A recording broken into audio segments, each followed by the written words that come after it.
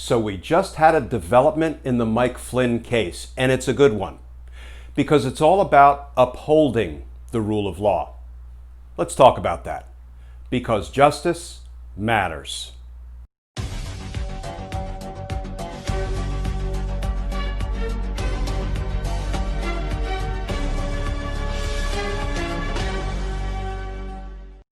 Hey all, Glenn Kirshner here. So we just had an update in the Mike Flynn case. But before I talk about it, I'm going to ask you to imagine something for a moment. Imagine that you're a victim in a violent crime case and your attacker, the perpetrator, is arrested, is indicted, and is hauled into court. So the perpetrator has hired a high-powered defense team, very accomplished defense attorneys. And the defense team sat down with the prosecution in the case. They looked to see what kind of evidence the prosecutors had. And the defense team decided that their client was guilty and their client should plead guilty. They consulted with the client. The client agreed that he was guilty. He committed the crime and he agreed to plead guilty. So now everybody goes into court. The defense team, the prosecution team, and the perpetrator, and you, the victim, are sitting in the audience. During the plea hearing, the judge puts the defendant, the perpetrator, under oath. That's what happens at plea hearings. And the judge asks the defendant if he's guilty. The judge lays out all of the facts that support his guilty plea, and he swears under oath that he is guilty of the crime to which he is pleading guilty. The judge turns to the defense team, as judges always do during plea inquiries, and asks the defense team if the defendant is guilty. In fact, the judge will always ask the defense attorneys and the prosecutors at any guilty plea hearing, is there anything that you know that would be an impediment to me accepting this guilty plea? The defense team in this hypothetical assures the judge that the client is guilty. The prosecutors have had to proffer to the court, tell the court about all of the evidence that supports the guilty plea, and the prosecutors affirm that the judge should accept the guilty plea, and the judge accepts the perpetrator's plea of guilty. Now, mind you, when the defendant, the perpetrator, pleads guilty under oath, he does so subject to the penalties of perjury. So if he's lying about his own guilt, he could be prosecuted later for perjury. The defense attorneys and the prosecutors, if they were lying about the defendant's guilt, they could all be disbarred. So everybody in this hypothetical agrees the defendant's guilty and the judge accepts the guilty plea. In fact, just for good measure, there's another hearing where they go through the whole thing again and the defendant pleads guilty. Now comes the date of sentencing, and you, the victim, are in the audience again waiting for justice to be done. And the defendant walks in, but this time he doesn't have his team of high-powered defense attorneys with him. Instead, he's got some Fox News lawyer types.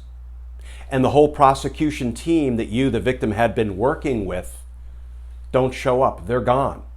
And now Bill Barr and a flunky walk in to represent the prosecution in the case. And you're not getting a good feeling about this. So before the case is called for sentencing, Bill Barr and his flunky say, "Your Honor, may we have a moment?" And they get up and they walk over and they sit down with the perpetrator's defense attorneys and the perpetrator. And they're over there talking and they're yucking it up. And the next thing you know, Bill Barr and his lackeys say to the judge, "Your Honor, change of plans." The prosecution moves to dismiss this case. Shall we add to the hypothetical that the perpetrator happens to be a really good friend of the President of the United States, and the President has been yelling and screaming and tweeting about how he wants the perpetrator to go free? Well, in this hypothetical, we the people are the victims. We're the ones sitting in the audience waiting for justice to be done, waiting for somebody to speak up on behalf of we the people, and there's no one. I've just described the Mike Flynn case in slightly different terms. This is where we are. Here's the good news, folks. The presiding judge is an honorable, strong, ethical Judge Emmet Sullivan. He's no nonsense. He cares about the rule of law. He cares about the integrity of the criminal justice system. And Judge Emmet Sullivan don't play. Can I tell you, he is a judge who presides in my old backyard, Washington, D.C., where I was a prosecutor. I had cases in front of Judge Emmet Sullivan. Judge Emmet Sullivan does not tolerate governmental misconduct. So what Judge Sullivan did, as you all probably know, is he said because there is no prosecutor in the case any longer, because Bill Barr and the Department of Justice has walked away from its responsibility to represent we the people, the victims sitting in the audience, Judge Sullivan appointed basically an independent prosecutor, somebody to speak up on behalf of the rule of law. He appointed a gentleman named John Gleeson. Who is John Gleeson? John Gleeson was a federal prosecutor in New York, and he prosecuted many cases, including the John Gotti case, notorious New York mob boss. And he convicted John Gotti. John Gleeson went on to be nominated to serve as a federal district court judge in New York, where he served for more than 2 decades. And then he retired. Judge Sullivan appointed John Gleeson to basically represent we the people, to speak up on behalf of the prosecution in the case of the United States versus Mike Flynn. And just yesterday, John Gleeson filed his brief in support of the position he is taking, which is that Bill Barr's motion to dismiss Mike Flynn's case should be denied, and Judge Sullivan should proceed to sentencing against Mike Flynn. I want to read just a few short excerpts from this brief filed by John Gleeson yesterday. It starts out, quote, "To describe the government's motion to dismiss as irregular would be a study in understatement. In the United States, presidents do not orchestrate pressure campaigns to get the Justice Department to drop charges against defendants who have pleaded guilty twice before 2 different judges and whose guilt is obvious. There is clear evidence that the government's motion to dismiss the case against defendant Michael Flynn rests on pure pretext. There is clear evidence that this motion reflects a corrupt and politically motivated favor unworthy of our justice system, and the government's motion should therefore be denied." He goes on to state, "Rule 48A's requirement that the government explain itself exists partly to smoke out the corrupt dismissal of criminal charges against the politically well-connected precisely because they are well connected." And let me say that when Judge Gleeson, retired Judge Gleeson, cites Rule 48A, that is simply the rule that governs motions to dismiss. Here's the big old blue Federal Criminal Code and Rules book, and Rule 48A simply reads that the government may, with leave of court, dismiss an indictment, information, or a complaint. The government may dismiss a case with leave of court. That means it's up to Judge Sullivan. He's the court. And he has to grant the motion to dismiss that has been filed by Bill Barr. Bill Barr doesn't like that. Bill Barr has been arguing all along that the court has no say. Judge Sullivan has no dog in this fight.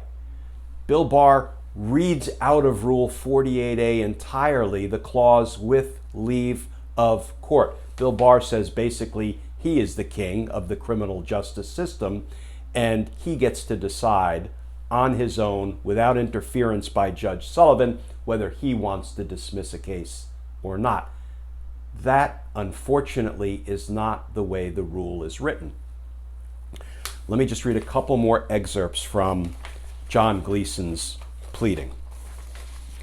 He says, quote, "Where the Justice Department seeks to mislead the court and the public about its reasons for dismissing criminal charges, and where clear evidence indicates that corrupt motives have undermined the Justice Department's proper role, this court, Judge Sullivan, has an independent obligation to guard against such abuse." And then just one more short passage. He says, quote, "The government makes virtually no effort to deny or rebut the powerful evidence that its Rule 48 motion improperly seeks to place the court's imprimatur, stamp of approval, on a corrupt, politically motivated favor for the president's friend and ally." Judge Sullivan don't play, and apparently retired Judge John Gleeson don't play either. He's standing up for the rule of law. He's standing up for we the people. He's fighting against an attempted corrupt dismissal of a criminal ally of President Donald Trump. What happens now? The answer is, don't know. A couple of things will happen. First of all, there will be a hearing held by Judge Sullivan. He hasn't yet set the date, but when he does, I sure hope he calls to the carpet some Justice Department officials that are responsible for this corrupt attempted dismissal of Mike Flynn's case. One way or another, Judge Sullivan will have to decide whether to dismiss Mike Flynn's case or refuse to dismiss Mike Flynn's case and proceed to sentencing. If Judge Sullivan proceeds to sentencing, he can sentence Mike Flynn under the terms of the plea agreement to up to 6 months in prison. If he dismisses Mike Flynn's case, which he may very well do at the end of the day, you know what happens?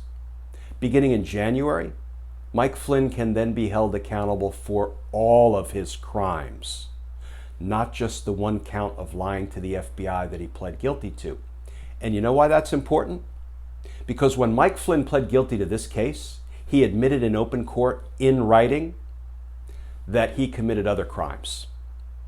He admitted that he filed false documents, a number of false documents with the Department of Justice in an attempt to cover up his illegal lobbying on behalf of the government of the Republic of Turkey. So there are other crimes. Those are just the ones he admitted to that we know about. There are other crimes for which Mike Flynn could be prosecuted beginning in January if Judge Emmet Sullivan decides to dismiss Mike Flynn's case. Here's the good news, folks. There are people out there fighting for justice, fighting for the rule of law, fighting for the integrity of the criminal justice system, fighting for we the people. There are people like Judge Emmet Sullivan, people like John Gleeson, people like Judge Reggie Walton, who was the one who found and issued an opinion in writing saying Bill Barr lied about the Mueller report.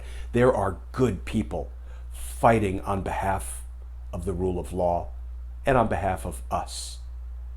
And it seems dark, and sometimes it seems hopeless when we see what the Bill Barrs and the Donald Trumps and the Mike Pompeos and the Mnuchins and the DeVosses and the Rosses and the Wheelers and the Mulvaneys all do to the rule of law, what they do to our government, what they do to we the people.